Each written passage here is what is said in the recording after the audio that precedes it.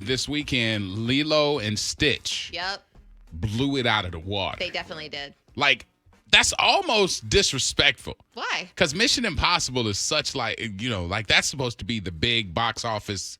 For it to lose to Lilo and Stitch, Yeah, I think it was meant to be. it kind of shows that it's past its prime. Nah, but it's the nostalgia factor more with Lilo and Stitch. You got people that are my age that watched that when we were kids, and then you have the kids that are watching now it, so that it's are watching everybody. it. Family movies always do better. But Lilo and Stitch, that's not true. Yeah. But when Mission Impossible drops, that's like a Will Smith movie. It's like a Michael Bay movie. It's like those movies Usually are do kind really of well. like touted to be number one box office smashes. Lilo and Stitch did $183 million domestic. Yeah. Deserved. Mission Impossible did $77.5 million domestic. Yeah, it was still really good. I think they expected this to happen. Lilo and Stitch, their live action one has been talked about for years. So long. Yeah. Yeah, and like All I right, said, well. it's that nostalgia factor, man. My kids like, loved it You this weekend. you have just adults going to see Mission Impossible, That's and then true. you have families going to see Lilo and Stitch. I heard that you guys saw it, so you can tell me if it's true, but I heard it was so slow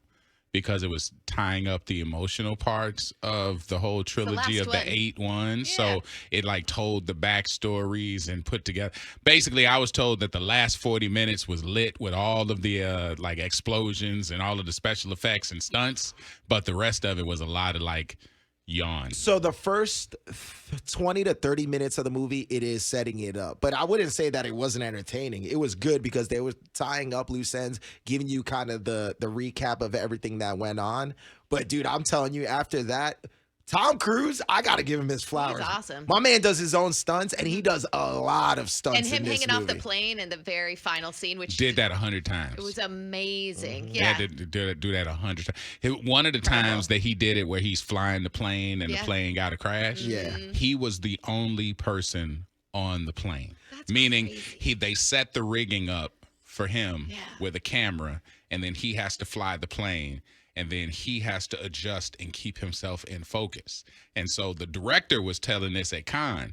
He's like, imagine you have your star on a plane shooting himself, and he's having to, he said, because it was a certain part where you could see the sunset behind him as he's like flying. Yeah. And he's keeping the shot with the sunset behind him because he has to keep it in focus. So he's racking it in focus, and the only person on the plane, he's literally his own crew. And they're like, nobody can do that who's the star. Yeah. And just be trusted to get that shot.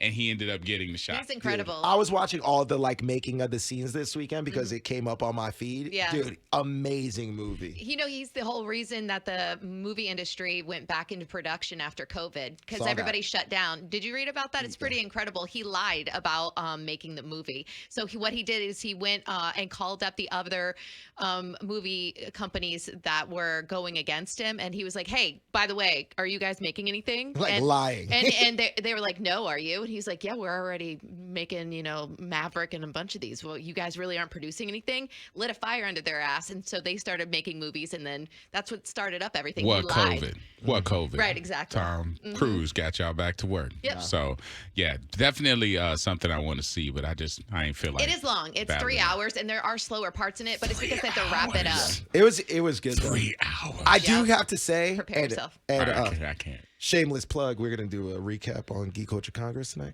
I am going to roast how they ended with the bad guy though. Because I thought Don't that tell any sucked. spoilers. No, I'm for not. But anybody it yet. I mean, obviously everybody didn't see it because it was only 77.5 million. So yeah, you could tell all the spoilers of Lilo and Stitch because apparently nobody else needs to see it. But this one, yeah, they This do. person just said all Tom Cruise movies are mediocre. You've lost your mind and you're spoiled if you think that. You really are. yeah, Mission Impossible. That's a great. And by the way, all Tom Cruise movies are mediocre. Have you ever seen Risky Business? Have you ever seen Maverick? I mean, he has a laundry Top list. Gun. Favorite Tom Cruise movie out of all of them? It has to be Risky Business. Oh, a Cocktail. Ooh, that's a Mine is one that he's not even a star in. What? Tropic Thunder when he's Les Grossman. I think that's the best Tom Cruise character of all time. Oh man. What about you? I'm trying to think. I think it would probably be the one where he. The Firm. No, That's a good one. That's a good one. Mm-hmm. The Firm was really good. Firm is really good. But Jerry the Maguire? one where he's on, where he's Jerry Maguire and he's like, Show me the money. but the You Can't Handle the Truth movie too. A Few Good Men. A Few Good Men. Few Good Men? yeah. Like that Oh, was yeah. good too. Like Interview with the Vampire. come on. Like you can't really be hating against, No, He has a lot of good movies. He got bangers. that Scientology be hitting in the theater. for real. That really new- does. Top Gun. I'm just saying. I don't know if they got any more Awesome. actors in them buildings, but hey, They don't make them like that anymore. damn. Yeah. Jerry Maguire Slapping. is good. Top Gun though, that's like his. That's the one that really put him on. I No, think. I mean, but The Firm was such a smart movie. It was. That's from the John Ooh, Grisham Collateral one. with Jamie Foxx. That was People great. forget That about wasn't that. a good one. That was a decent one. That really wasn't a good Yeah, one. it was. That was one of Jack- them ones where it's like, all right, yeah. Jack Reacher. That He's was a in good it. one. Yeah. Okay. I still love Risky Business. Yeah. I still love that movie. Wait, Jack Reacher. Yeah, the movies. The movies came out before the show. Oh, okay. He's I was it. about to say because Yeah. that ain't the big dude that's been singing on my TikTok. Yeah, no. Have you seen the Reacher dude? He Yeah. can sing, Oh yeah. and he's like in there singing like her. Uh-uh. He's in the mirror like singing. I'm like, what? Who did they Alan overdub this? Alan Richson. the big huge dude. He used that's to like be in that Blue plays Mountain. Richard? Yeah, he used to be in Blue Mountain State. It's crazy to see him now because he was way smaller in Blue Mountain State, and now he's doing all these action movies and But the stuff. dude can sing. Yeah. Wow, I He's didn't like know that. singing all these girl songs, like in the mirror, and they're like, I was Yeah. today years old when I found out that Reacher not only is stronger than everybody, Uh-huh. but he got a hell of a falsetto. American Music Awards is about the people's vote. Right. So this is us voting.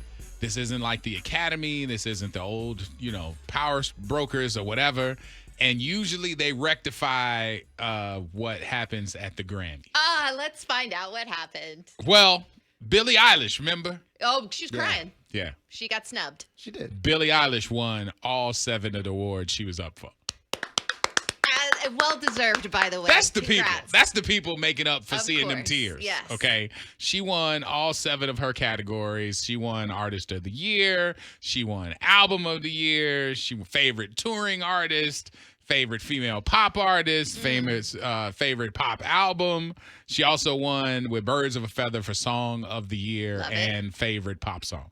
Amazing. Beyonce Oh, okay. picked up 2 awards. Okay. Favorite Female Country Artist. Oh, God. Wait. Oh, Nashville is cussing They're mad this not morning. happy about that, I'm sure. She will also won Favorite Country Album for Cowboy Carter. Post Malone secured his first win in the country category for Okay. Favorite Male Country Artist.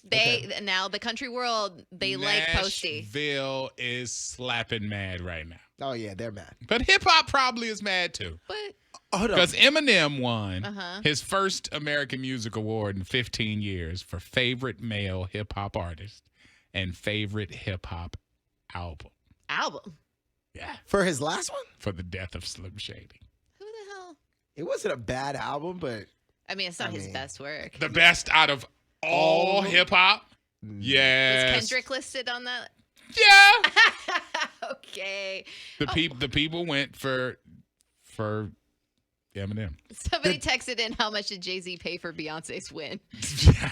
Listen, And that- the people voted and the people were heard. Gracie Adams won Best New Artist. Lady Gaga and Bruno Mars did Best Video Collaboration of the Year.